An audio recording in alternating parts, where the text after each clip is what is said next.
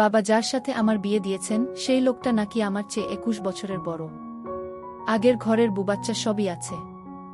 আমি কিছু জানতাম না। জানার পর আর সহ্য করতে পারলাম না। তাই বাসর ঘরে পানির গ্লাসে 3টা ঘুমের ওষুধ মিশিয়ে আমি পালিয়ে এলাম। আমাকে একটু থাকতে দেবে তোমরা? অষ্টাদশী সাজের এহেন কথা শুনে চমকে উঠল তার বান্ধবী অদিতি ও অদিতির মা। রুমা বেগম বললেন, এত অল্প বয়সে কেন বিয়ে দিলেন তোর বাবা? তারা তো এমন নন। সাজ চোখ মুখ কুঁচকে বলল, জানি না কিছু। বিয়ে দেওয়ার তো কথা ছিল না। মেয়ে মানুষ ঘরে থাকলে সম্বন্ধ আসেই। তবে এর আগে আব্বা কোনোদিন সেই বিয়ের কথাগুলো আমার কান অবধি আসতে দেননি। এবার কি যে হলো? আমার অনুমতি অবধি নেওয়া হলো না। হুট করেই দেখলাম বাড়িতে অনেক মেহমান এলো। আম্মা আমার রুমে এসে বলল শাড়ি পরতে। একটু অবাক হলাম। তারপর কিভাবে যেন বিয়ে হয়ে গেল। জানো আন্টি, আমাকে কবুল অবধি বলতে বলা হয়নি। অবাক হয়ে অদিতি বলল, তাহলে কিভাবে কি? সাজ ঠোঁট উল্টালো। আমি যে কিছুই বুঝতে পারছিলাম না তা বললে ভুল হবে।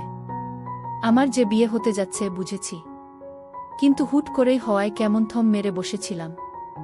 এর মধ্যে আমাকে কি জিজ্ঞেস করা হলো না বুঝেই হ্যাঁ বলে দিয়েছি। তারপর দোয়াদরুদ পড়া হলো। আর তার কিছুক্ষণ পর সাহস করে আম্মাকে বললাম, বিয়েটা কি আমার আসলেই হচ্ছে? আম্মা বলল, হয়ে গেছে। কি আশ্চর্য! আহাম্মক হয়ে গেলাম গ। অদিতি জানতে চাইল, তারপর কি হলো? সাজ গায়ের ভারী শাড়িটা একটু সামলে নিয়ে বলল, আর জিজ্ঞেস করিস না অদি। আমি এখনো ট্রমা থেকে বের হতে পারিনি। বাকিটা পরে বলবো। আমাকে একটু পানি দিবি? অদিতি পানির গ্লাস এগিয়ে দিল। সাজ পুরোটা একবারে খেল। মনের অশান্তি চোখে মুখে ফুটে থাকা বিস্ময়ের সাথে পেরে উঠছে না। রুমা সাজের মাথায় হাত বুলিয়ে দিলেন। এক হাতে আগলে নিয়ে বললেন, কয়টা দিন তোকে দেখি নাই আর এত কিছু হয়ে গেল। আল্লাহ আমার আম্মুটাকে ধৈর্য দিক। তুই এখন থেকে এখানেই থাকবি আমার সাথে। আমি তোকে কোথাও যেতে দেব না মা গি। অদিতি বলল, তোর আব্বু আম্মু খুঁজবে না? হয়তো না গি। এত শিওর কি করে হচ্ছিস? আমার দায়ভার সব আমার শ্বশুর বাড়ির এখন। আম্মা বিদায়ের সময় এটাই বলেছে। এখন খুঁজতে আসবে কোনো মুখে? আর তোর জামাই 2 দিনে বিছানা থেকে উঠুক আগে, এরপর দেখা যাবে। বালিকাবধূ পালার শখ কত তার। সামনে আসুক, তারে তো আমি দেখে নেবগু। সাজের কথা বলার ধরনে অদিতি না চাইতেও হেসে ফেল। রাতে সাজ অদিতির রুমে থাকল। চোখ দুটোতে এক ফোঁটা ঘুমও নেই। মাথার মধ্যে ঘুরপাক খাচ্ছে বিগত 16টা ঘণ্টা। সকালে তারা এলো, দুপুরে বিয়ে, বিকেলে বিদায়, সন্ধ্যায় নতুন বাড়ি, আর রাতে বিয়েবাড়ি থেকে বউ পালালো। জীবনটা কত অদ্ভুত! কত অল্প সময়ে কি থেকে কি হয়ে যায়। সাজ বারান্দামুখী হয়ে দাঁড়াল। আকাশের দিকে হেলে আছে এক চাঁদ। কিছুক্ষণ আগে আজান হয়েছে। ভোর হতে যাচ্ছে। আকাশ পরিষ্কার হচ্ছে অল্প স্বল্প করে। সাজ এগিয়ে গেল সেদিকে। প্রতিটি কদমে যেন কিছু প্রহর পিছে চলে যেতে লাগল। বলা নেই কওয়া নেই। হুট করেই এভাবে বিয়ে হয়। তারপর আবার শ্বশুর বাড়িও নাকি পাঠিয়ে দেয়। এসব সাজের জানা ছিল না, মস্তিষ্কে আটছিল না।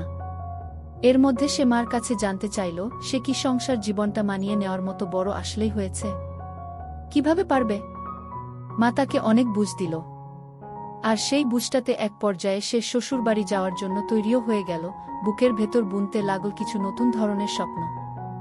একটা ঘর, একটা সংসার, একটা মানুষ, কিছু ভালোবাসা। আচ্ছা, মানুষটাকে সে দেখেনি এখনো। ভালোবাসতে পারবে তো? সবচেয়ে বিস্ময়কর সত্য এটাই, সে তার স্বামীকে দেখেনি। বিদায়ের সময়ও না, পুরোটা রাস্তায় একবারও না। লজ্জা, জড়তা, অস্বস্তি, অদ্ভুত সব অনুভূতির মিশেলে যেন কিছু অন্যরকম। শ্বশুরবাড়িতে পা ফেলার ঘণ্টা খানেকের মধ্যেই সে জানতে পারল তার সাথে স্ক্যাম হয়ে গেছে। স্বামী 21 বছরের বড়, তার বুবাচ্চা আছে। চমকে উঠেছিল সাজ, মুখটা গেছিল ফসকে, সংসারের গুষ্টির তুষ্টি। বুকের ভেতরটায় যত রঙের ফুল ফুটেছিল একত্রে যেন তারা বিষক্রিয়া করতে লাগল। এমনটা তো সে ভাবেনি। এমনটা কেন হলো তার সাথে? আর কি চমক সামনে অপেক্ষায় আছে? এসব ভাবনার মধ্যেই বাসরে বসানো হলো তাকে। 20 মিনিট পর বর এলো। সাজের রুচিই ছিল না লোকটাকে দেখার। হাতের কাছে চাকু রেখেছিল। কাছে এলেই গলা বরাবর দাবিয়ে দেবে। সাইড বক্সে মেডিসিন বক্স পেয়েছে। সেখান থেকে ঘুমের ওষুধ নিয়ে পানির গ্লাসে মিশিয়ে দিয়েছে। লোকটা খেয়ে নিক, খেয়ে মরে যাক। কিছুক্ষণ পর তার সদ্য বিয়ে করা বর ঠিক তার পাশে এসে পিঠ দেখিয়ে শুয়ে পড়ল। থম মেরে শ্বাস আটকে বসে রইল সাজ, তাকিয়ে রইল সাদা পাঞ্জাবির পিঠটার দিকে। তারপর কেটে গেল অগণিত প্রহর। সারা শব্দ পাওয়া গেল না কোনো। সাজ উঠে দাঁড়াল। সাইড বক্সের ড্রয়ারে কিছু নোটপ্যাডও পেয়েছিল। সাজ সেখান থেকে একটা কাগজ ছিঁড়ে ছোট্ট একটা চিঠি লিখল। আপনার মতো বিবাহিত কাকুর সাথে আমি সংসার করতে আগ্রহী নই। আমাকে খুঁজতে এলে নারী নির্যাতনের মামলা ঠুকে দেব ফর শিওর। বোঝা গেল? ফাইন। আল্লাহ যেন আপনাদের মতো পাগল ছাগলদের আক্কেল গান দেন। সানজিনা। আর তারপর কালো বোরকা পরে বাসর রাতের বারান্দা হয়ে বু পালাল। গতরাতে বিয়ে করা নতুন বউ এখনো বারান্দাতেই দাঁড়িয়ে। পার্থক্য কেবল এখানেই যে তখন ছিল টাঙ্গাইলে আর এখন সাভারে। ধরনীর বুকে এখন ভোর হতে যাচ্ছে। এতক্ষণে কি তার খোঁজ শুরু হয়েছে? কেউ কি টের পেয়েছে কিছু? আর তারপর কি হবে? এখানে তো বেশি দিন থাকবে না। আচ্ছা, কই থাকবে? ভাবতে ভাবতে বন্ধ করে রাখা ফোনটা অল্প সময়ের জন্য অন করল। কিঞ্চিত সময়ের ব্যবধানে একটা আননোন নাম্বার থেকে টেক্সট এলো। কিছু সময়ের জন্য তবদা খেয়ে গেল সাজ। পরক্ষণে রাগে দুঃখে প্রায় চেঁচিয়ে উঠল। অদিতি দৌড়ে এসে জিজ্ঞেস করল, কি হয়েছে? সাজ তাকাল। এই অদি, আমাকে দেখত উ। দেখলাম। আমাকে দেখে কি লাগে? শয়তানের ভাই উ। চোপ বেয়াদ। ভালো করে বল উ। ভালো? হুম। শয়তানের নানি লাগে। এইবার জেন্ডার ঠিক রাখলাম। এত শিক্ষা সংস্কৃতি আমার। কাজে লাগানো ফরজ উ। সাজ কাদো কাদো হয়ে বলল, আমার শত্রুর শালি তুই, তোরে আমি দেখে নেবগু। আচ্ছা নিস। এবার বল কি হয়েছে? সাজ নিজের ফোনটা এগিয়ে দিল অদিতিকে। সে ফোন হাতে নিয়ে টেক্সটটা পড়ল। ওখানে লেখা, প্রিয়তমা স্ত্রী গো। এটুকু পরেই অদিতি বড় বড় চোখ করে সাজকে জিজ্ঞেস করল, প্রিয়তমা স্ত্রী? আমি উ। আচ্ছা গি। অদিতি আবারও পড়তে লাগল। প্রিয়তমা স্ত্রী, মাথার ঘিলুটা কোনো হাটে গিয়ে কয় টাকা দরে বিক্রি করে এসেছেন, কাইন্ডলি বলবেন? ফেরত নিয়ে আসা লাগবে। আফটার অল বিয়ে করেছি, সংসারটাও করাই লাগবে। স্টুপিড মুরগি কোথাকার। ব্যাবাচেকা খেয়ে তাকাল অদিতি। হতবিহ্বল আওয়াজ তার। একে? আমার 21 বছরের বড় বর মহাশয়। দুইজনে খপ করে বসে পড়ল বিছানায়। চোখ দুটোয় বিস্ময় ভাব কাটছে না। কিছু সময় নিস্তব্ধতার নামে কেটে গেলে প্রথম প্রশ্নটা অদিতিই করল, নাম্বার পেল কিভাবে? যাকে বিয়ে করেছে তার নাম্বারটা কিভাবে পেল? এটা একটু বেশিই বল টাইপের প্রশ্ন হয়ে গেল না? অদিতি ঠোঁট উল্টালো, মাথা নাড়ল। হ্যাঁ। এখন কি করবি? জানি না গি। দুজনেই ভীষণ হতাশ। ভীষণ মানে মারাত্মক হতাশ। তাদের হতাশা কাটছে না। কি করবে ভেবেই পাচ্ছে না। এর মধ্যে নির্দিষ্ট ভদ্রলোকের নাম্বার থেকে দ্বিতীয় টেক্সটটা এলো। ফোনের ভাইব্রেশনে অদিতি চমকে উঠল। হাত থেকে ফোনটা ছিটকে পড়ে গেল ফ্লোরের উপর। চিৎকার করে উঠল সাজ, শালি কি করলি? সাজ নিজের ফোনটা ওঠাল। কার্পেটের উপর পড়ার দরুন আহামরি কোনো ক্ষয়ক্ষতি ফোনের হয়নি। তবে ডিসপ্লেতে জ্বলজ্বল করতে থাকা টেক্সটটা পড়ে সাজ ফ্লোরের উপরই বসে পড়ল। এটা দেখার আগে ফোনের গ্লাসটা ভেঙে গেলেই ভালো হতো না? ডিসপ্লে চৌচির হয়ে যেত।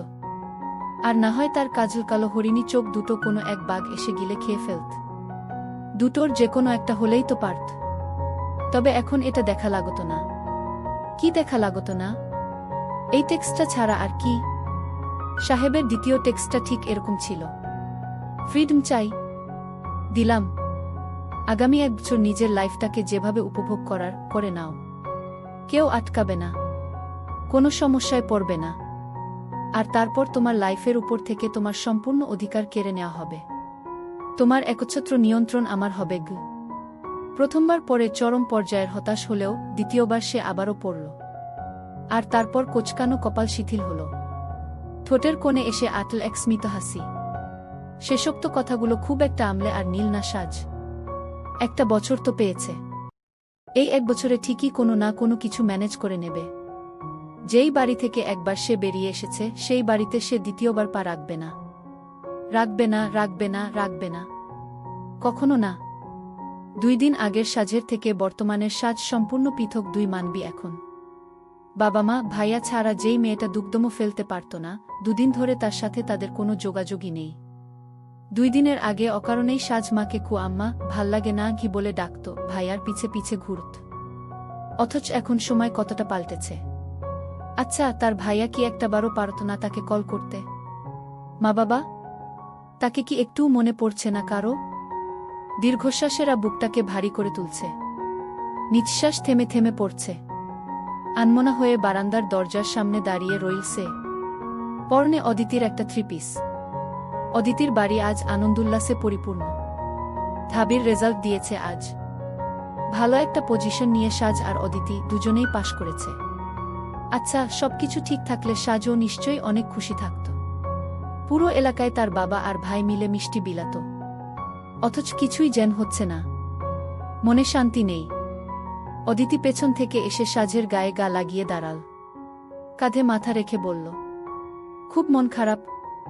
না হু, তবে অল্প। হ্যাঁ, একটু। সেই একটুখানি বিষণ্ণতা অদিতির মনেও ছেয়ে গেল। তারপর আর তার কিচ্ছু ভালো লাগল না। নিশ্চুপ রইল কিছুক্ষণ। লক্ষ্য করা গেল অদিতিরও শ্বাসগুলো এখন দীর্ঘায়িত হয়েছে। সাজের দুঃখের পরিমাণ একটু কমেছে, তাতে ভাগ বসেছে অদিতির। দুঃখবিলাসের প্রথম শর্ত হল একাকিত্ব। যখনই একাকী মুহূর্তগুলোয় আরেকটা মানুষের আগমন ঘটে, পরিপূর্ণভাবে দুঃখকে বিলাস করা যায় না।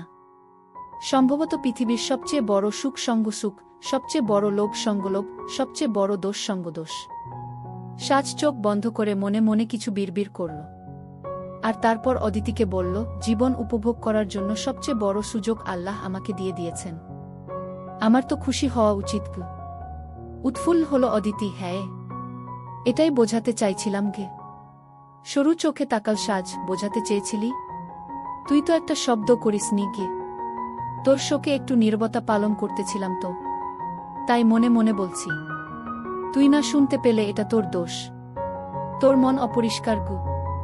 সাজের মনের আকাশটা আচমকা পরিষ্কার হতে লাগল। একাকিত্বে গুমড়ে থাকা সানজিনা আফরিন অদ্ভুতভাবে টের পেল সে মোটেও একা নয়। মাসখানেকের মধ্যেই তারা কাটাবনের এক ছোট্ট 2 রুমের ফ্ল্যাটে উঠল। এক রুমে মাস্টার্সের একজন আপু আছে, আর অন্য রুমটায় অদিতি আর সাজ। সাশ্রয় তো হল বটে, কিন্তু থাকা খাওয়া ও অন্যান্য খরচের জন্য টিউশনি খোঁজা লাগবে। এসব ভাবনার মাঝেই তার ফোনের মেসেজ টিউন বেজে উঠল। অদিতির বেডশিট গোছানো হাত থেমে গেল।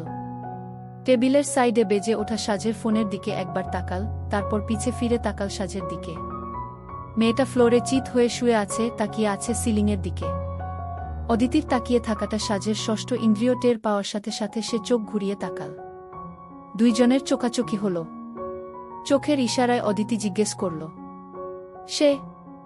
শুয়ে শুয়েই ছোট্ট করে উপরনিচ মাথা নাড়ল সাজ। হ্যাঁ, সেই বর মহাশয়। শুরুর 2টা টেক্সট পেয়ে যখন ব্লক করে ফেলেছিল, পরদিনই আরেকটা নাম্বার থেকে কল আসে। সেই কলে থাকে বিরাট মাপের হুমকি। সেই হুমকিতে থাকে 6টা শব্দ।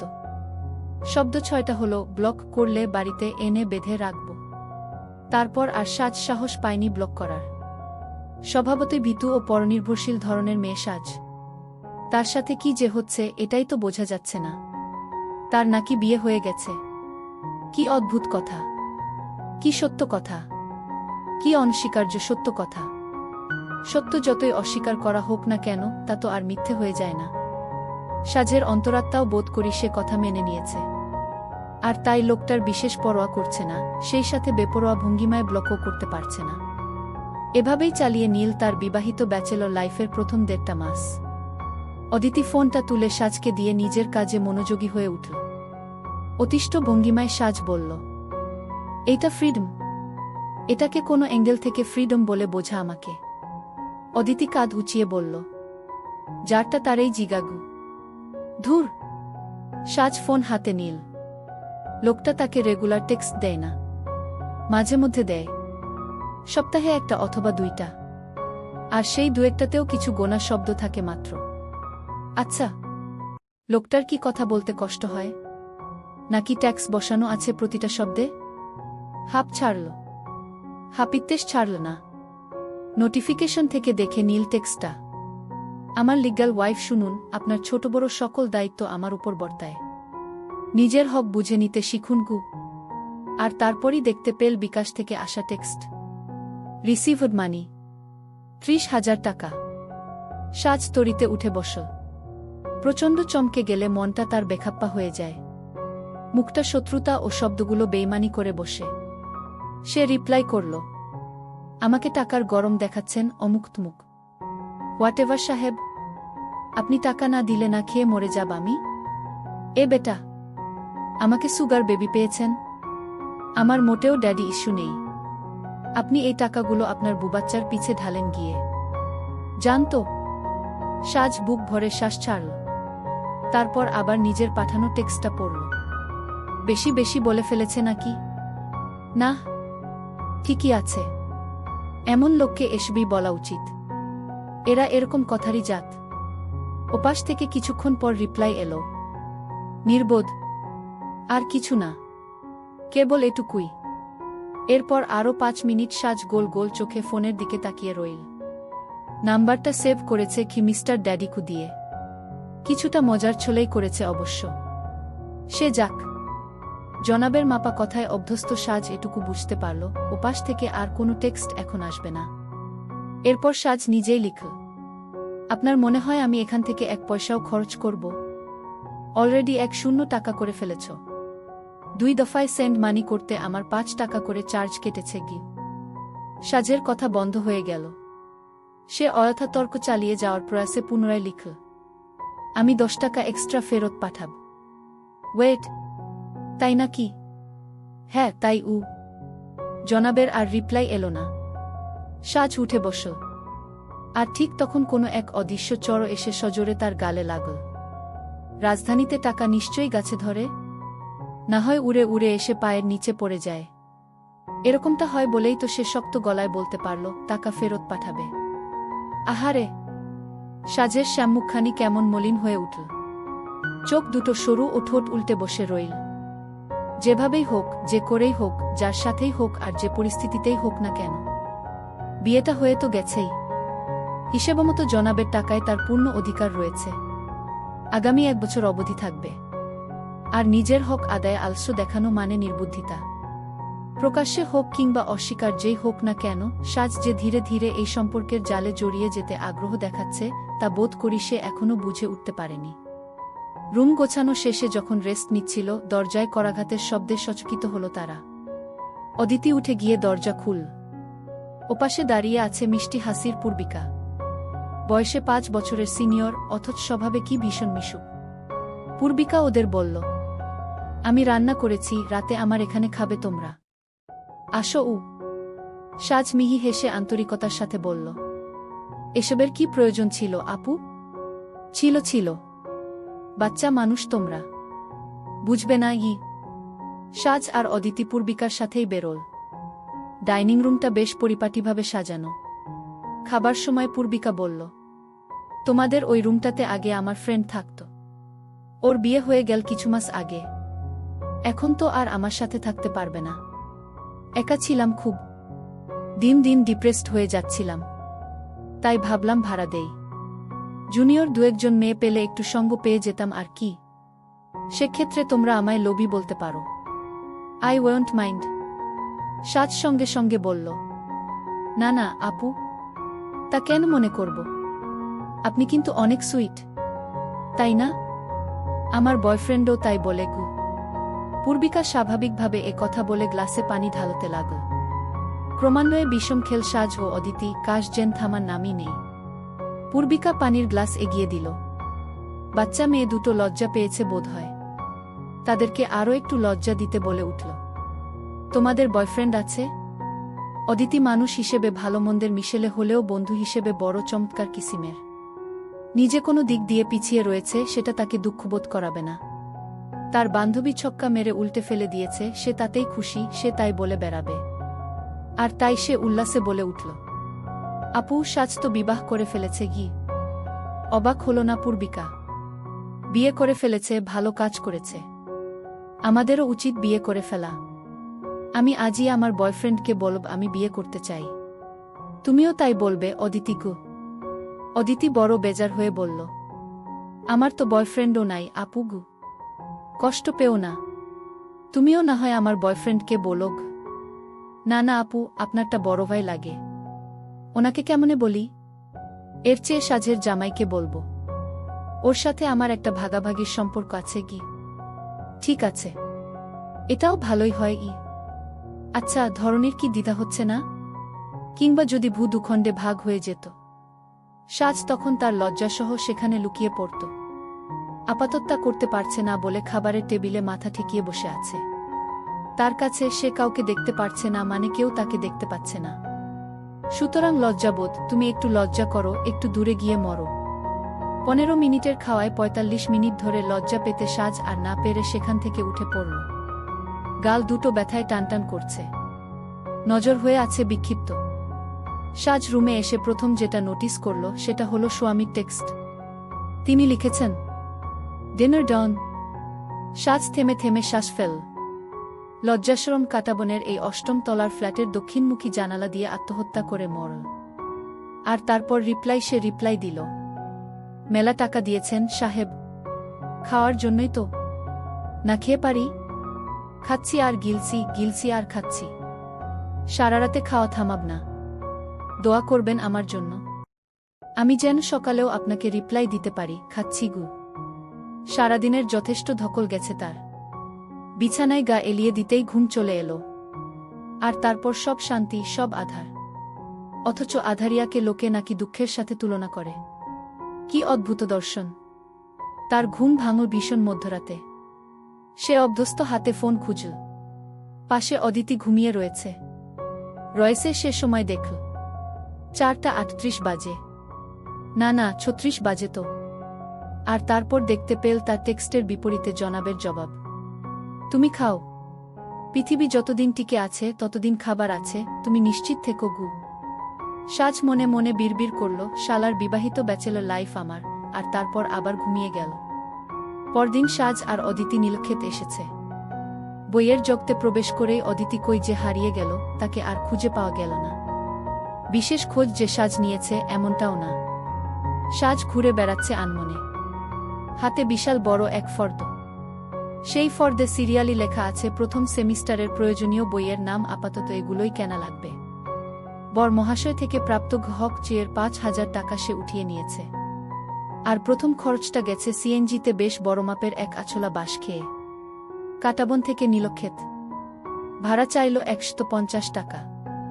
অদিতি মুখ খোলার আগেই সাজ বলল, মামা 10 টাকা কম রাখেন। দয়ালু সেনজি মামা 10 টাকা কম রাখতে রাজি হয়ে গেলেন।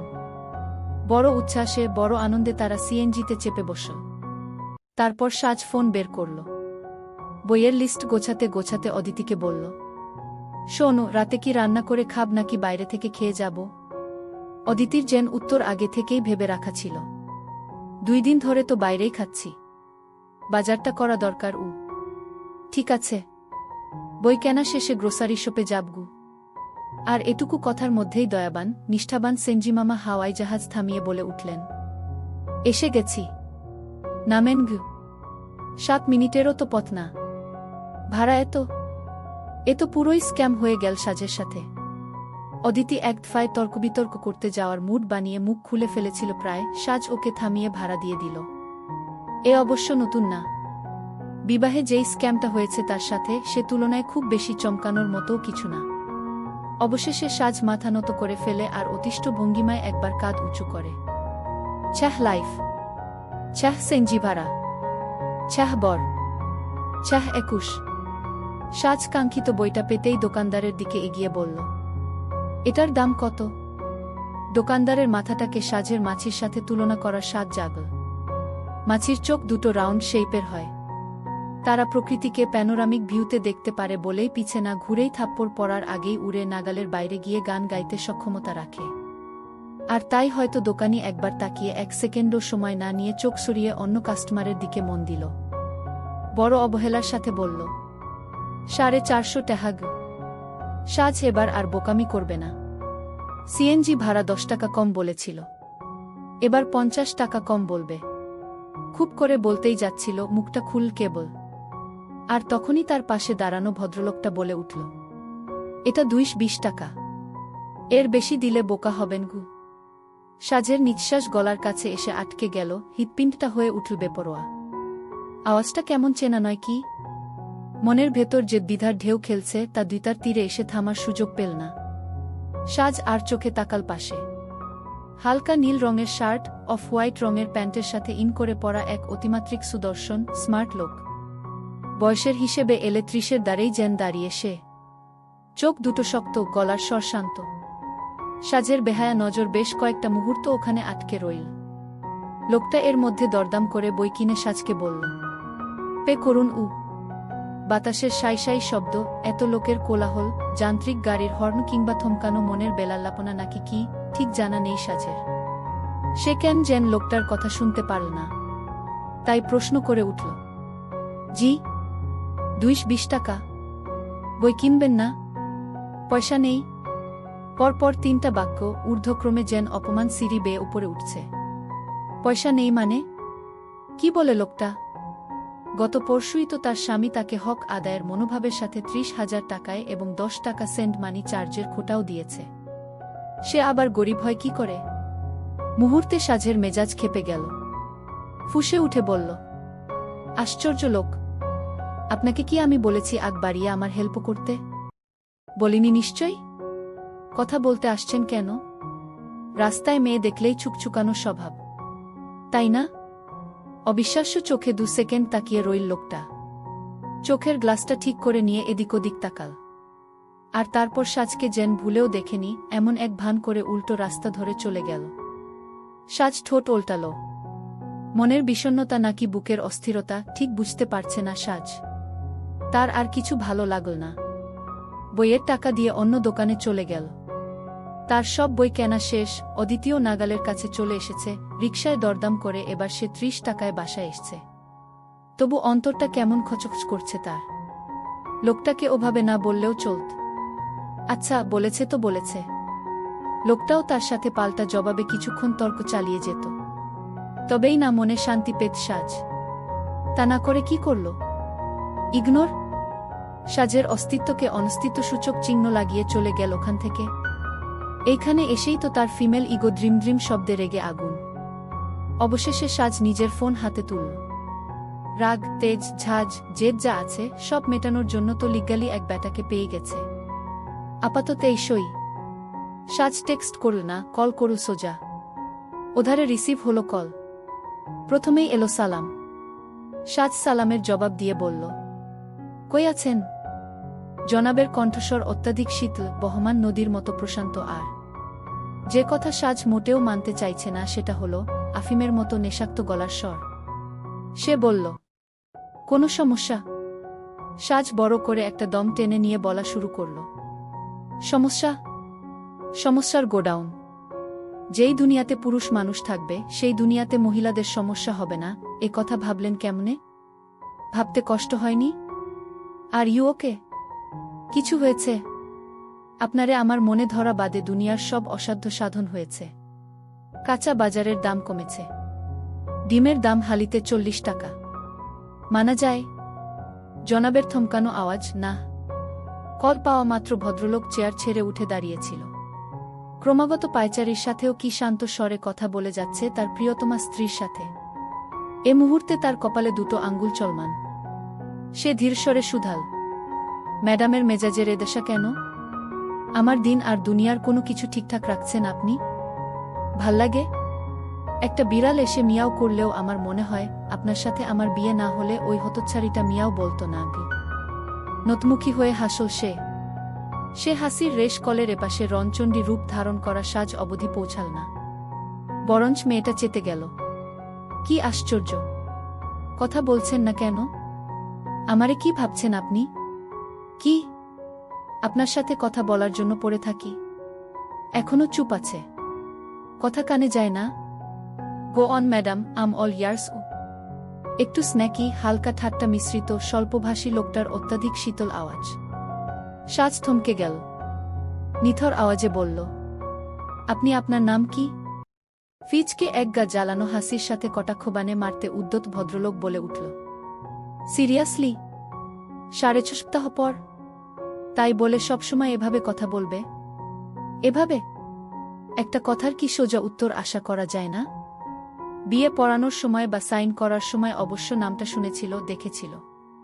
প্রচণ্ড ট্রমাটিক ব্রেইন তার, সে মুহূর্তে নামটা মাথায় ধরে রাখতে পারেনি। এতে নিশ্চয়ই তার দোষ নেই। সব দোষ এই লোকটার। সাজ শুনল না তার নাম। দরকার নেই নাম জানার। এমন তো নয় যে তার নাম জানলে সে ন্যাশনাল অ্যাওয়ার্ড পেয়ে যাবে কিংবা দুনিয়ার উপকারে আসবে। যত সব। দীর্ঘদিন ধরে সাজ রাতে অনিদ্রা, দিনে ঝিমুনি, চোখ ব্যথা, কাঁধ ব্যথা সহ যাবতীয় বেশ কিছু সমস্যার মুখোমুখি হচ্ছে। ভেবেছিল ঢাকা এসে সবার আগে ডাক্তার দেখিয়ে নেবে। অথচ আলসেমি করতে করতে সপ্তাহ কেটে গেল। না দেখে, না শুনে, কিছু না বলতেও কিভাবে যেন তার বিবাহিত স্বামী ব্যাপারটা টের পেয়ে গেছে। গতরাতের টেক্সটে তাই ছোট্ট করে জিজ্ঞেস করেছে, ডাক্তার দেখানো হয়েছে? বিস্মিত সাজ বিরক্তির সাথে জানতে চাইল, কি উপলক্ষে? ঘাড়ত্তারা মেয়ে, শোনো, একটা ক্লিনিকের অ্যাড্রেস দিচ্ছি। আগামীকাল বিকেল 4টায় ওখানে একজন মেডিসিন বিশেষজ্ঞ বসবেন। অ্যাপয়েন্টমেন্ট নিয়ে রাখছি আমি। সময়মতো চলে যেও। সাজ দুটো থমকানো শ্বাস ফেলে লিখল, আচ্ছা গি। কোত্থেকে যেন মায়া আর দায়িত্ববোধের মিশেলে এক ছোট্ট বীজের দানা তার মনে এসে গেঁথে গেল, সে জানে না তা। এরপর ধীরে ধীরে বীজ থেকে চারা, চারা থেকে গাছ। মনের ভেতরটা অবধি শিকড় গেড়ে নেবে, বাইরের সবটাই ছড়িয়ে ছিটিয়ে থাকবে ডালপালা। আর তারপর একদিন সাজ আচমকা টের পাবে সে আটকে গেছে এই মানুষটার সাথে, তাকে ছেড়ে আর কোথাও যাওয়ার উপায় নেই। নির্বোধ সাজ আবার টাইপ করতে লাগল, মনের ভীষণ অপ্রিয় মানুষ, শুনুন। বড় অদ্ভুত আপনি। চিনি না, জানি না। মুখোমুখি দুটো কথাও কোনোদিন হয়নি। তবু আপনি কেন আমার এত খেয়াল রাখেন, কেন এত যত্ন? এগুলো কি শুধুই কাগজে লেখা দায়িত্ব কেবল? তবে কেন না বলতেও বুঝে যান আমার মনের সবটা? লেখাগুলোতে কিছু ইতিবাচক অনুভূতির ছাপ পাওয়া গেল নাকি? বুঝতে পেরেই সাজ ব্যাকস্পেসে সবটা মুছে ফেল। ব্যাকস্পেসের গায়ে লেখা থাকে এক আকাশ সমান অভিযোগ, অভিমান ও মুছে নেওয়া গল্প। সাজ পরদিন বিকেলে ক্লিনিকে চলে এলো। রিসিপশনে যেতেই এক মহিলা রিসেপশনিস্ট এগিয়ে এলো। সাজ নিজের নাম বলতেই সে বলল, আপনি সাজ? আপনার অ্যাপয়েন্টমেন্ট নেওয়া ছিল। ভেতরে যেতে পারেন। ডাক্তার আপনার অপেক্ষা করছেন গি। সাজ কি থ্যাংক ইউ বলে চেম্বারে দরজায় খানিকটা নক করল। তারপর দাঁড়িয়ে রইল সেখানেই। সেকেন্ড কয়েক থমকানো মুহূর্তের পর ওপাশ থেকে ভেসে এলো এক ভরাট পুরুষালী কর্কশ আওয়াজ, আসুন। সাজ ভেতরে প্রবেশ করে প্রথম ঝটকা খেল ডাক্তারকে দেখে। কয়দিন আগে নীলক্ষেতে এই লোকটার সাথেই না তার একতফা না হওয়া তর্ক চলেছিল। হতভম্ব সাজকে চোখ তুলে দেখার মতো আগ্রহবোধ জনাব করল না। রুমটা সুন্দর, সুশৃঙ্খল ও শীতাত্ম নিয়ন্ত্রিত। দেয়ালে শরীরের অঙ্গপ্রত্যঙ্গের হালকা বোঝাপড়ার ছবি সাজানো। সামনে কাঠের টেবিলের এক কোনায় চকচকে একটা নেমপ্লেট, ড্রোনে অ্যান্ড রেড মাগদিস ফিকতিস কনসালট্যান্ট ইন্টারনাল মেডিসাইন। মনে মনে বিড়বিড় করু সাজ, হৃদপিণ্ড অসুখ। হিদ বলল, বসুন। সাজ চেয়ার টেনে বসে পড়ল। কে জানে কেন, কোনো কারণ ছাড়াই ওই সেদিনের নীলক্ষেতের কথা মনে করে বলে উঠল, আপনি? বিশেষ আগ্রহ এবারও দেখাল না হিদ, ঠান্ডা গলায় জিজ্ঞেস করল, সমস্যা কি? বোধহয় ভুলে গেছে, কিংবা আহামরি মনে তাকে রাখেনি। সাজ আর মাথা ঘামাল না ওই ব্যাপারে। যে সমস্যা নিয়ে এসেছিল তাই বলল। ঘাড় থেকে মাথা পর্যন্ত টান ধরে থাকে। মাঝে মাঝে চোখটাও ঝাপসা হয়ে আসে। রাতে ঘুম হয় না ঠিকমতো। হিদ এবার তার দিকে তাকাল। চোখে চোখ রাখল। হিদের বাদামি বর্ণের ঘোলাটে চোখ দুটো সাজের গা কাজল চোখে আটকে রইল 3টা সেকেন্ড মাত্র। অথচ সাজের মনে হল লোকটা যেন চোখ হয়ে তার ভেতরটা ঝেঁকে নিয়েছে। ঘাড় সোজা হয়ে বসুন, চোখের দিকে তাকান। সাজ আড়ষ্টভাবে তাকাল। হিদ একবার তার কাঁধে টোকা দিল। শান্ত কণ্ঠে বলল, স্ট্রেস থেকে হচ্ছে, সাথে স্লিপ ডিসঅর্ডার। চোখে সমস্যা নেই, তবে ভেতরের কথা বের হয়ে যাচ্ছে গি। শেষোক্ত কথাটাই সাজ আহাম্মকের মতো জিজ্ঞেস করল, হু? হিদ সরাসরি এবার তার দিকে তাকাল। সেই চোখ থেকে সাজ স্পষ্ট বুঝতে পারল সে তাকে চিনেছে। আর মনে মনে এতক্ষণ ধরে যা ভাবছিল তাও যেন বুঝে গেছে। সাজ ইতস্তত করল। আমি ভেবেছি আপনি আমাকে মনে রাখেননি গিয়ে। হিদ প্রেসক্রিপশন লিখতে লিখতে ফের এক নজর তাকাল সাজের দিকে। মনে রাখি না, ভুলে যেতে পারি না, দুটো আলাদা গি। বাক্যটা কানে বাজছে সাজের। মনটা আটকে আছে পরন্ত বিকেলের সেই নীলক্ষেতের বইয়ের স্তূপের পাশ দিয়ে চলে যাওয়া লম্বাদেহী লোকটায়। কেমন অদ্ভুত লাগছে। ঝিমঝিম করছে মস্তিষ্ক, চোখ দুটো কোথাও স্থির হয়ে থাকতে পারছে না। বোধহয় অসুস্থ হয়ে পড়েছে। বাসায় ফেরার পথে প্রেসক্রিপশন মোতাবেক ওষুধ কিনে নিয়ে যেতে হবে। লোকটা ডাক্তার। কি শানিত ও মানানসী ব্যক্তিত্ব। ছি ছি, নিজের নির্লজ্জ চিন্তাভাবনার জন্য খুবই লজ্জিত বোধ করল সাজ। এত বছর ধরে সামলে রাখা মনটা বেখাপ্পাভাবে টানাটানিতে পড়ে গেছে। রাইন ফুচকার প্লেট নিয়ে এসে পাশে বসল। ধ্যানমগ্ন হল সাজ। টিএসসিতে বসে আছে সে, সাথে তার মনোবিজ্ঞান বিভাগ থেকে প্রাপ্ত দুজন বন্ধু আয়াত ও রাইন।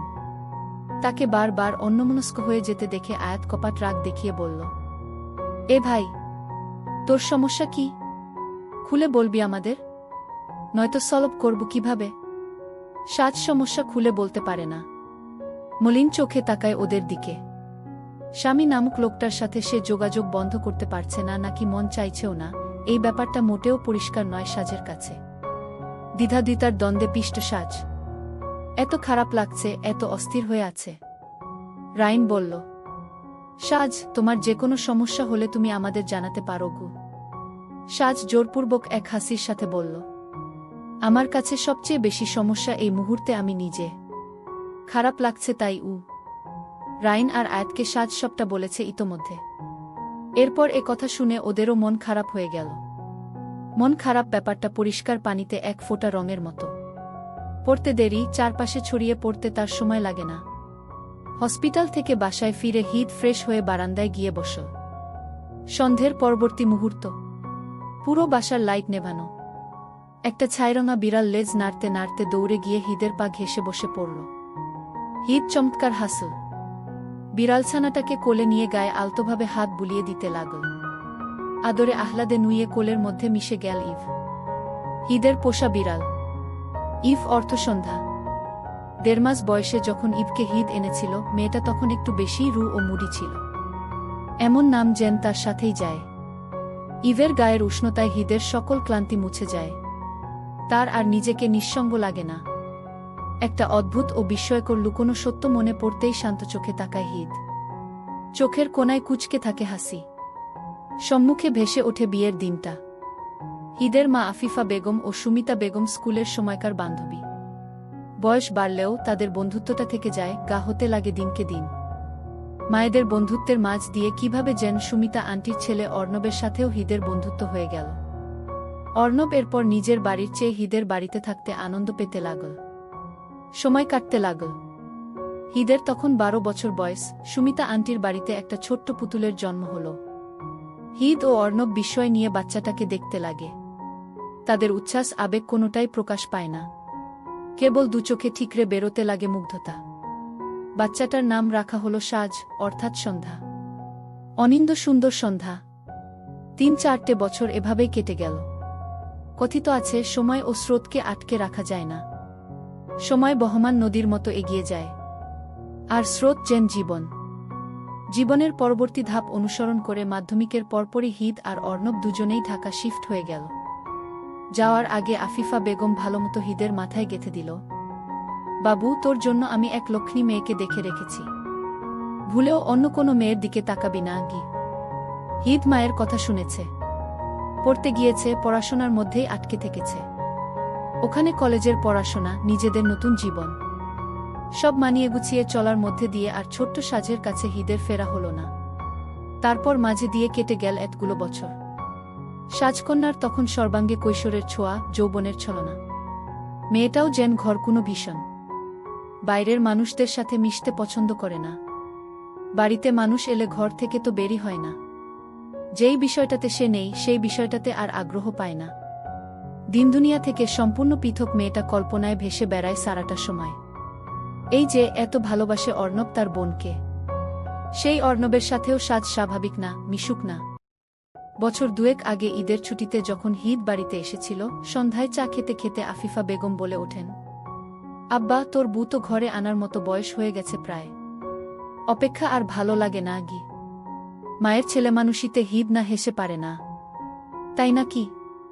আমিও দেখতে চাই আমার বউ কত বড় হয়েছে।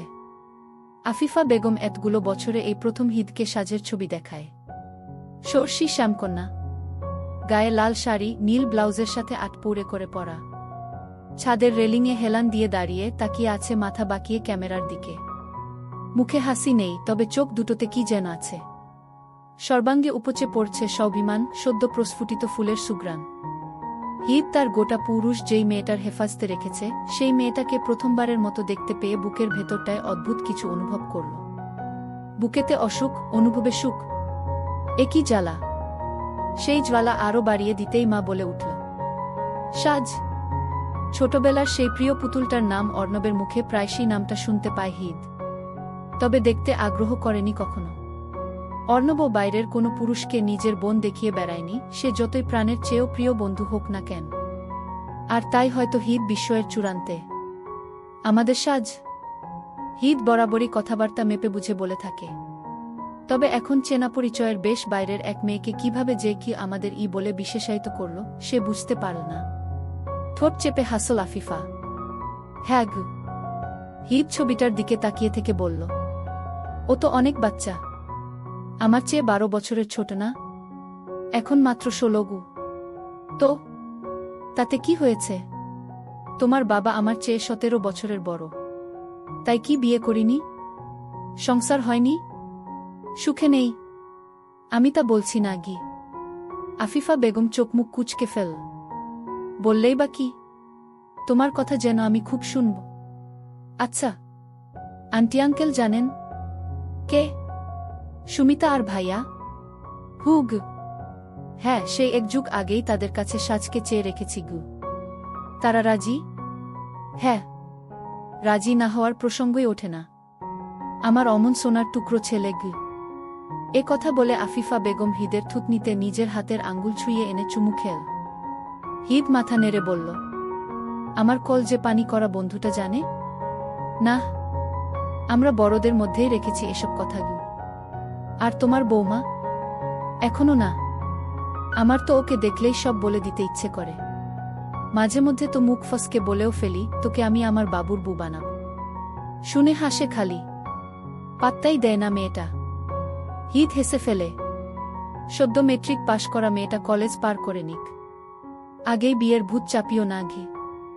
আফিফা বেগম বহু কষ্টে এরপরের 2 বছর সাজের সামনে নিজেকে সংযত করেছে, নয়তো সাজকে নিজের বৌমা হিসেবে লিখে নিতে তার সংযম চন্দ্রভ্রমণে গিয়ে আটকা পড়ে থাকে। ধীরে ধীরে কলেজ পেরোল, সর্ষি সাজ অষ্টাদশী হয়ে উঠল। এর মধ্যে পরিবর্তন কেবল এটুকুই যে ব্যাপারটা অর্ণব আর হিদ জেনে গিয়েছে। হিদ এখন মেয়েটার ব্যাপারে আগ্রহ দেখায়, খোঁজ নেয়, কখন কি করছে এসব জানার চেষ্টা করে। তার ব্যস্ত জীবনের বেশ বড় একটা সময় গোছাতে শুরু করেছে তার বুকে দেওয়ার জন্য। বিয়ের 1 মাস আগে সাজকে সব জানানোর পরিকল্পনা করা হলো, অথচ আটপৌরে সাজকে নিয়ে হিদের আলাদাই পরিকল্পনা। একদম অল্প মানুষদের নিয়ে ঘরোয়া বিয়ে, বিয়ের কোণে নিজেও চমকে যাবে এমন কিছু, একটা অকস্মাৎ গল্পের প্রারম্ভ। বিয়েটা হলো, অথচ গল্পটা মোড় নীল অন্যদিকে। রুমের এক কোণায় লাগানো সিসিটিভি ক্যামেরার দরুন হিদ বাগানের এক সাইডে বসে সাজের মতিগতি দেখছিল আর হাসছিল। ঘুমের ওষুধ মেশালো, শেষে কিনা ছুরিও নিয়ে হাতের কাছে রাখল। কি ঝাঁজ বাপরে! হিদ গিয়ে তাই সরাসরি কথা না বলে একপাশে শুয়ে পড়ল। গতরাতে ডিউটি করে সেদিন সকালেই সে টাঙ্গাইল এসেছিল, আর বিয়ের ধকল সব মিলিয়ে ক্লান্ত হিদ মুহূর্তের মধ্যেই ঘুমিয়ে পড়ল। আর তারপর যা হলো তা কি কেউ কল্পনা করেছে? নির্বোধ মেয়ে, তাকে দেখে কি সত্যিই বাপ বাপ টাইপের কোনো ব্যাপার পাওয়া যায়? কি দেখে চিরকুটে বলল, বিবাহিত কাকু, আর তারপর তার ঘুমের সুযোগ নিয়ে পালিয়ে গেল? মানে সিরিয়াসলি, কি আশ্চর্য! বহু ধকল গেল হিদের। বাড়িতে, শ্বশুর বাড়িতে না চাইতেও সব জানানো লাগল। মেয়েটা স্বাধীনতা চাইছে, সেটা নিশ্চিত করতে যা যা করা লাগে সম্ভাব্য সবকিছুই হিদ করল। আর তারপর নিজেই সাজিয়ে ফেল সাজের পরবর্তী পদক্ষেপগুলো। মেয়েটা না চাইতেও এখন তার কথাতেই চলবে। ইভ ঘুমিয়ে গেছে কোলে। হিদ তাকে আলতো হাতে জড়িয়ে নিয়ে উঠে দাঁড়াল। রুম থেকে ফোন নিয়ে ফের বারান্দায় পা বাড়াল, হাতের আঙ্গুল চলে এলো রিসেন্ট ডায়ালে। সবচেয়ে উপরে সেভ করা আছে কুসন্ধ্যাক্ষী নামটি। হিদ কল লাগাল। রিং হতে লাগল। একটা, দুটো, তিনটে। চতুর্থ রিংয়ে সাজ কল রিসিভ করল। রেলিংয়ে ঝুঁকে দাঁড়াল হিদ। 4তলা বিল্ডিংয়ের চতুর্থ তলায় সে থাকে, তৃতীয় তলার কোনাকুনি বারান্দায় তার চোখ আটকে রইল।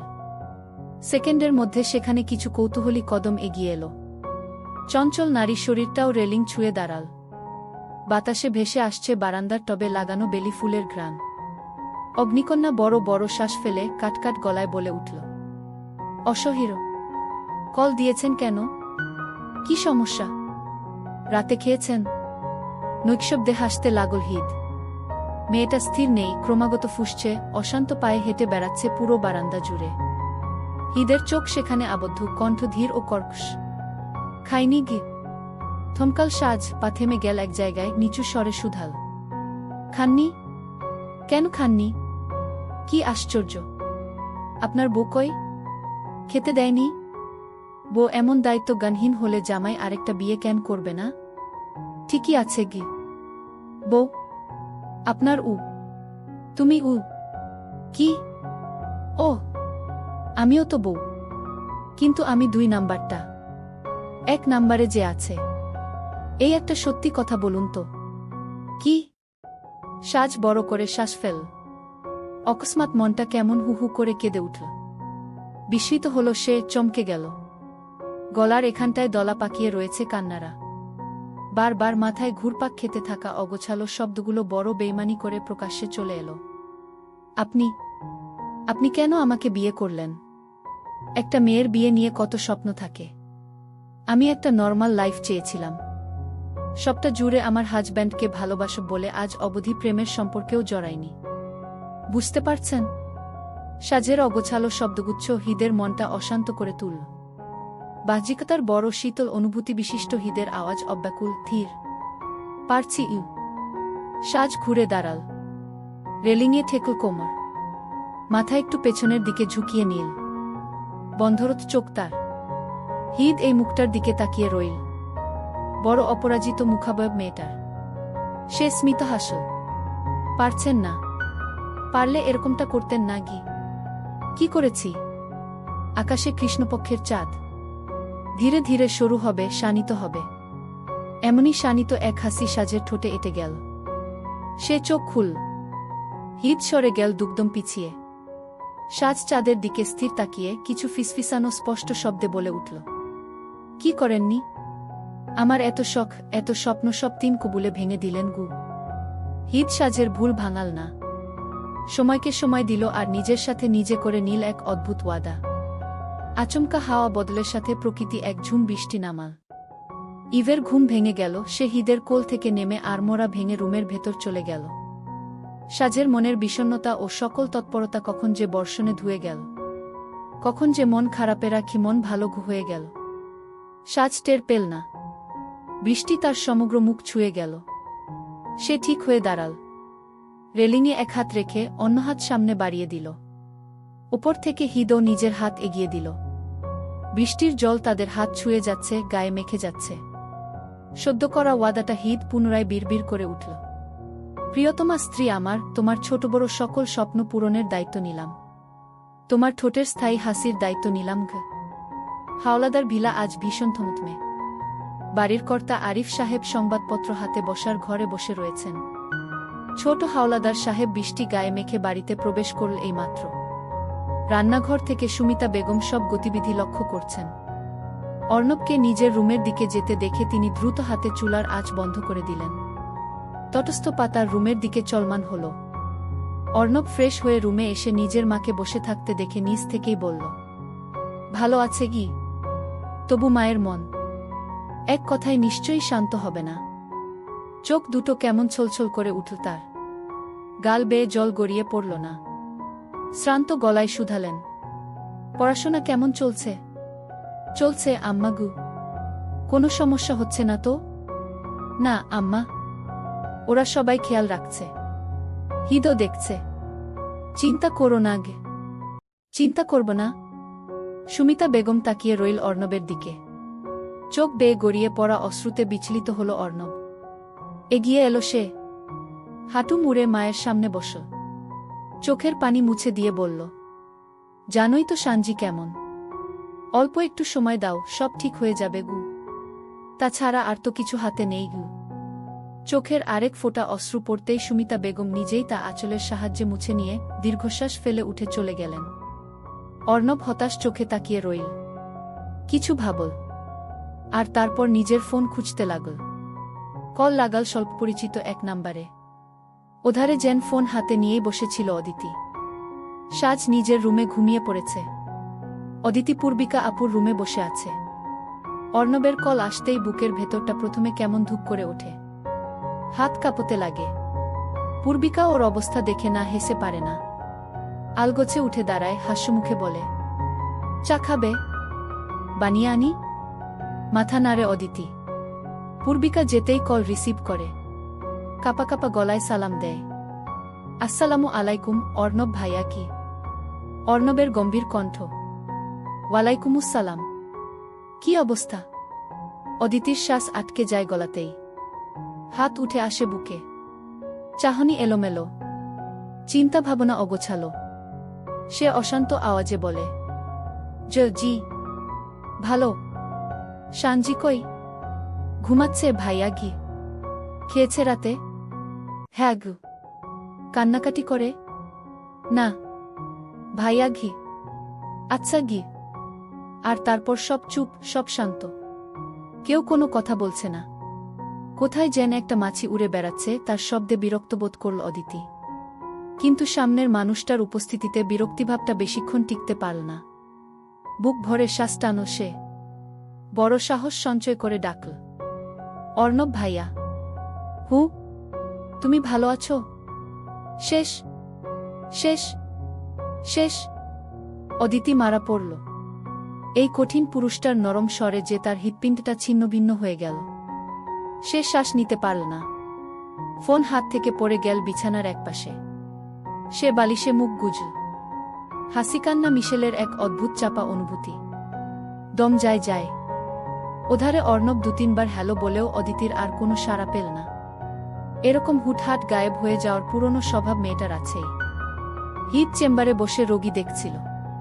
মহিলা রোগী, নাম আতিকা, বয়স ২১, সর্দিজ্বরের সমস্যা। সে কিছু টেস্ট লিখে দিল। ভদ্রমহিলার সাথে তার ৩.৫ বছর বয়সী কন্যা আদিবা দাঁতফাঁকা হাসিতে টেবিলের উপর এটা ওটা ছুঁইছে। আতিকা বিশাল এক হাসি নিয়ে বলা শুরু করল, ডাক্তার সাহেব, এটা আমার মেয়ে আদিবা মেহরিমা আয়শা বিনতে রাকিব। সামনের বছর স্কুলে ভর্তি করিয়ে দিব। এই আদি বুড়ি, ডাক্তার সাহেবকে সালাম দাও।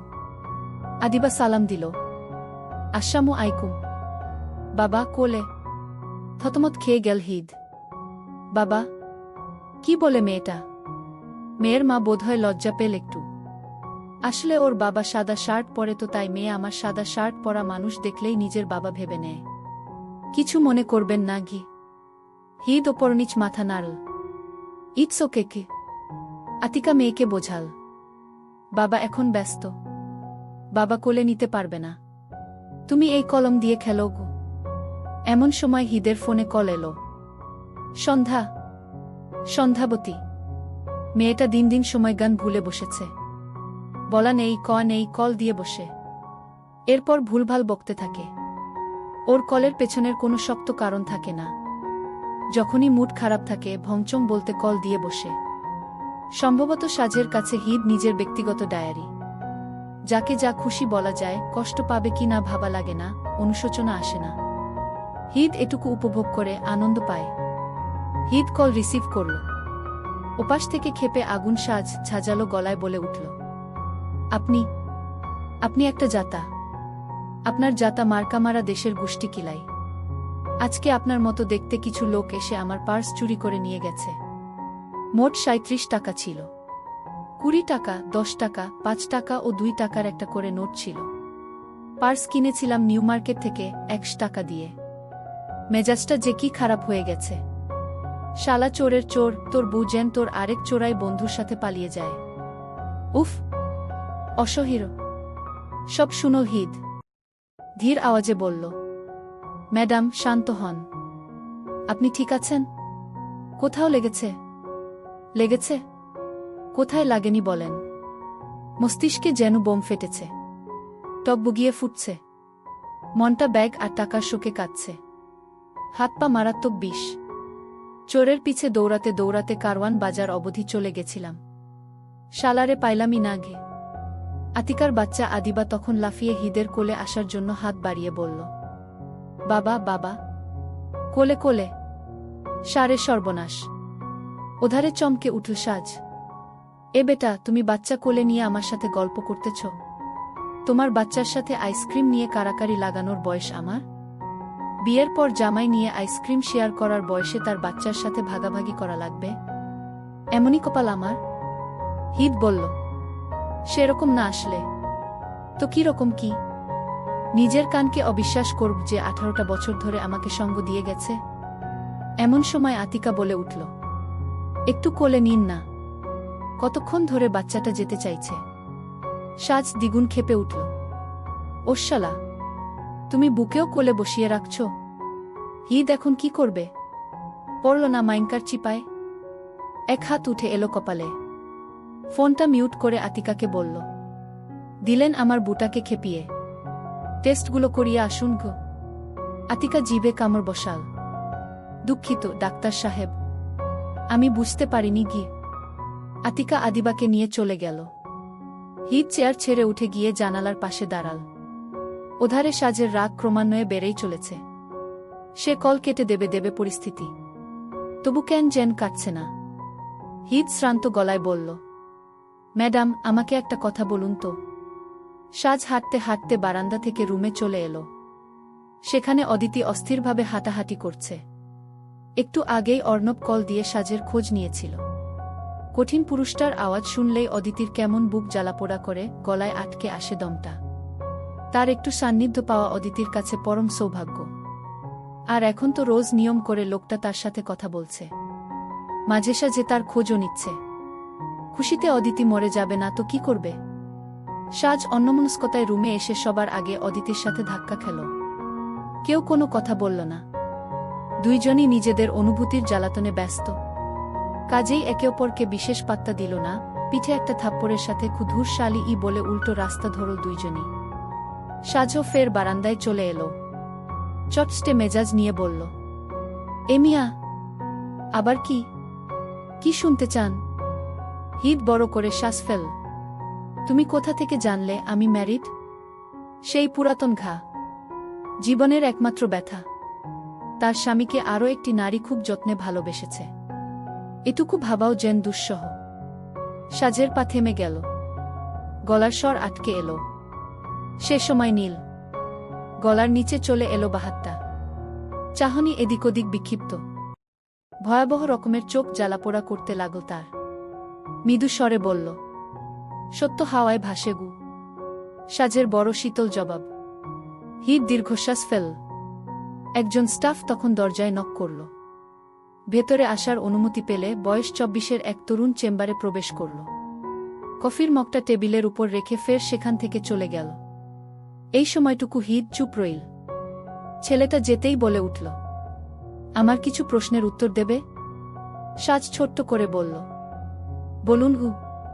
হিদ ধোয়া ওঠা কফির মগটা হাতে নিল। আমাকে নিয়ে তোমার মস্তিষ্কের ধারণা কি? আপনি এক চতুর লোক গি। আর মনের? আপনার চতুরতায় আমার সুরক্ষা ও ভালো থাকা। মনের চিন্তায় অসন্তুষ্ট তুমি? হ্যাঁ গু। হিদ হাসল। কেন?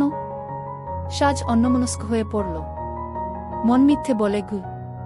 আর মস্তিষ্ক যুক্তি খোঁজে গু।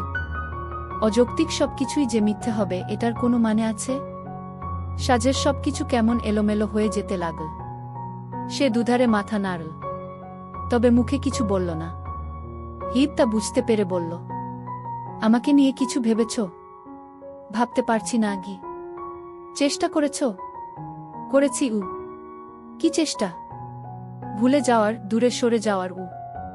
হিদ কফির মগে চুমুক দিতে গিয়েও থেমে পড়ল। নতমুখী সে, চাহনি আরে, কপালে দুটো ভাঁজ, ঠোঁটের কার্নিশ বেঁকে সামান্য। ভুলতে পারছো না? দূরে যেতে পারছো না? তবে কি ধরে নেব? তুমি ধীরে ধীরে জড়িয়ে। হৃদের কথা সম্পূর্ণ করতে দিল না সাজ, মাঝেতে তার অশান্ত আওয়াজ। না। কেন? আপনাকে আমি চাই না ঘি। যা। এসব কথা সরাসরি বলা যায় নাকি? বলতে পারো সাজ? কি অকৃতজ্ঞ মেয়ে সে নিজে! এমন ভাবনা নিয়ে খুব দ্রুত সাজের মন পুরো মস্তিষ্ককে উত্তেজিত করে তুলল। সে এক নিঃশ্বাস সমপরিমাণ থেমে আবার বলতে লাগল, আপনি বিবাহিত? আমাকে ঠকিয়েছেন গু।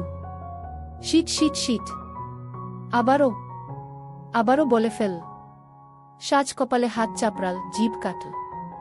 মন আজ অনিয়ন্ত্রিত, শব্দগুলো আয়ত্তের বাইরে। সে কোনো মতে নিজের মুখ থেকে বের হওয়া শব্দগুলোর ভারকে একটু কমাতে বলল, আমার আসলে সময় লাগবে গু। আচ্ছা গি, আপনার বউ কই? বউয়ের সামনে আমার সাথে কথা বলছেন? কষ্ট পাচ্ছেন না তিনি? না গি, ওনার কোনো সারা শব্দ পাচ্ছি না যে। সামনে নেই এখন? না। আচ্ছা, আপনার কি সত্যিই বউ আছে? শব্দ করে হেসে ফেল হৃদ। হ্যাঁ, আছে তো। সাথে বাচ্চাও আছে। তোমার থেকেই তো জানলাম গ। সত্যিই আছে? তোমার কি মনে হয় সাজ? প্রথমবার হয়তো হৃদ তাকে নাম ধরে ডাকল। প্রথমবার? না, বিয়ের পর বিদায়ের সময় একবার ডেকেছিল। গাড়িতে পাশাপাশি বসেছিল তারা তখন। হৃদ নাম ধরে ডেকে বলেছিল, সাজ, কোনো সমস্যা হচ্ছে? ওইটুকু মনে পড়ল সাজের। ঠোঁট উল্টে এলো, চোখ দুটোয় অসীম মায়া। সে মলিন গলায় বলল, দ্বিধা হয়? কখনো মনে হয় নেই, থাকতে পারে না। আপনার বয়সও অত নয়। আপনার কথা বলার ধরন, খেয়াল রাখা, যত্ন, আমাকে দেওয়া গুরুত্ব, সবেতে মনে হয় আপনি শুধুই আমার। আপনার অস্তিত্বে অন্য কারো ভাগ তো দূর, স্পর্শ অবধি নেই। আর তারপরই আমার সবকিছু আটকে যায় দ্বিধাদ্বিতায়। আপনি আমাকে নিশ্চিত করে দিন না। সাজের কণ্ঠে ব্যাকুলতা। হৃদের এই ব্যাকুল সাজকে ভারী পছন্দ হল। সে তাকে শান্ত করল না, উত্তরও দিল না। কফির মগে চুমুক দিয়ে টেবিলের উপর রাখল। নিজে চেয়ারে বসে মাথা এলিয়ে দিল। চোখ দুটো বন্ধ করে নিয়ে বলল, তোমার কাছে বিয়ে মানে কি? সাজ চকিতে বলে উঠল, সমঝোতা। কি স্যার? সুখ অসুখের গু। আর ভালোবাসা, অনুভূতি গু। প্রেম, অসুখ। ভালোবাসা আর প্রেমের তফাৎ কি? সাজ ধীরে ধীরে শান্ত হতে লাগল। বড় অনুভূতিপ্রবণ মেয়ে সে। প্রকৃতিবিলাস ভালোবাসে। তার চেয়েও বেশি ভালোবাসে নিজেকে উপভোগ করতে। দার্শনিক কথাবার্তা নিয়ে সারাদিন পড়ে থাকা মেয়েটার ভাবার প্রয়োজন পড়ল না। ভালোবাসা আর প্রেমের তফাৎটা সে অবিলম্বে বলে উঠল, ভালোবাসা মানে বিশ্বাস, সম্মান, গুরুত্ব, যত্নসহ সকল ইতিবাচক অনুভূতির এক পূর্ণাঙ্গ প্রকাশ। এটা বড় কোমল, প্রশান্ত, অনিন্দ ও নিঃস্বার্থ। কোনো চাওয়া পাওয়া রাখা যায় না এখানে। মিশন সীমাবদ্ধ। অন্যদিকে প্রেম মানে মন, প্রাণ, শরীর, চেতনা, আবেগ, আত্মা সব দিয়ে জড়িয়ে পড়া। কাছে পাওয়ার তীব্র অনুভূতি। অসহ্য জ্বালাতন, হৃৎপিণ্ডের ব্যাকুলতা। সারা জীবন একজনের তরে জীবন উৎসর্গ করে দেওয়ার আমিত্ব অঙ্গীকার। চাওয়াটা লাগবেই এবং পাওয়াটা তখন আবশ্যকীয় হয়ে যায়। হিংস্রতা, প্রচণ্ডতা, উন্মত্ততা, এগুলো যেন স্বাভাবিক ব্যাপার। না পেলে সামনের মানুষটার বাঁচতে দেবে না, নিজেরও তো মৃত্যু সেই। কি পাগলাটে! মন জুড়ে অসুখের বাস। একটা উদাহরণ দেব। মেয়েটার মুখ থেকে উচ্চারিত প্রতিটা শব্দ যেন সঞ্জীবনী সুধা, বাঁচার আগ্রহ বাড়িয়ে তোলে, বুকেতে প্রস্ফুটিত হতে থাকে আস্ত এক সুখপদ্ম। হৃদ হাসে, তার দুচোখ হাসে। সাজ অনুমতির অপেক্ষায় চুপ হয়ে আছে। হৃদ বলল, দাও।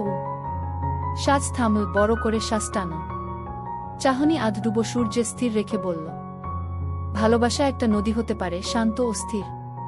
অন্যদিকে প্রেম যেন মহাসমুদ্র, উথালপাতাল গতিবেগ তার।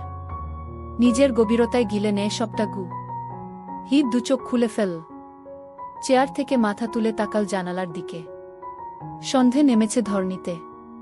সম্মুখের বিদ্যুতের খুঁটির তারের উপর দুটো কালো রঙের পাখি গা ঘেঁষে বসে আছে।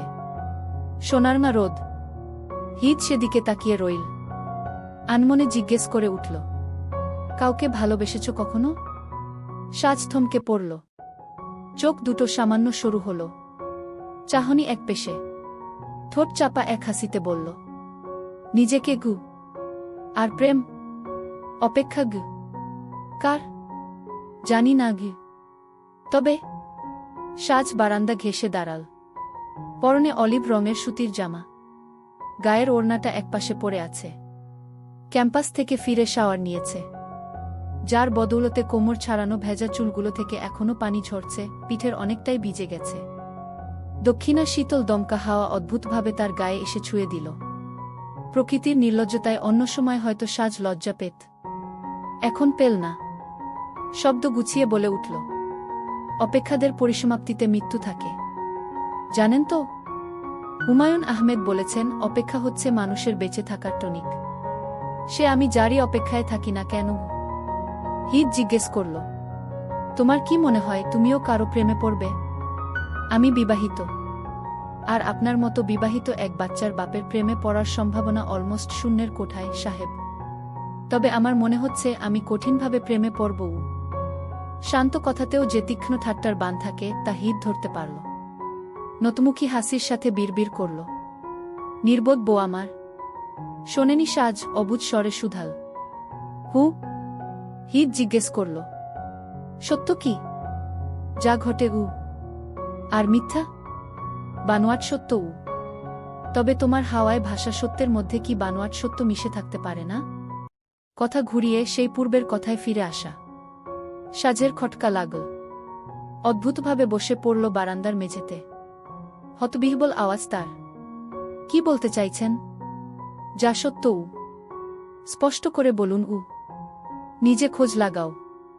সত্য মন মতো না হলে কেউ বিশ্বাস করতে চায় না আগে। 3 সপ্তাহ পরের ঘটনা। 3 দিনের ছুটি। কাউকে না জানিয়ে আচমকা সাজ নিজের শ্বশুরবাড়িতে চলে এলো। ব্যাপারটা হুট করে ঘটল। সিদ্ধান্ত কবে নিয়েছে সেটাও জানা যায়নি। আজ সে ভার্সিটি থেকে ক্লাস না করেই বাসায় চলে আসে, এরপর ব্যাগ গুছিয়ে সোজা বাসে। অর্ধেক পথ যেয়ে অদিতিকে কল দিয়ে জানায় সে ঢাকা ছেড়ে টাঙ্গাইলে ঢুকে পড়েছে। অদিতি যেন শত্রুপক্ষের সিক্রেট এজেন্ট। তার জানতে দেরি, অর্ণবকে জানাতে দেরি হয়নি। অর্ণব সবার আগে হিদকে জানাল। ব্যাপারগুলো এমনভাবে ঘটল, আকস্মিকতায় কিংকর্তব্যবিমূঢ় সবাই। বাড়ির নাম শকুন্তলা। একটা হলদেটে রঙের দেয়ালে কালচে বাদামি রঙের কাঠের নাম ফলক। সেখানে বাংলা অক্ষরে কি সুন্দর করে নামটা লেখা। সাজ এক হাতে সেটা ছুঁয়ে নিল। এ বাড়িটা সাজের বাড়ি থেকে রিকশায় 15 মিনিটের দূরত্বে অবস্থিত।